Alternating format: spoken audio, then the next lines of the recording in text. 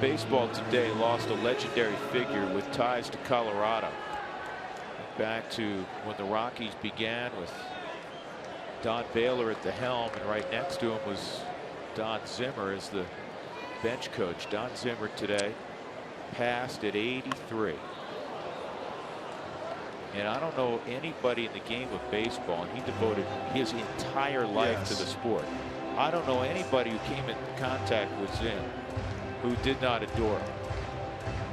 So much fun to just talk to, listen to the stories, and you can just go on and on and on.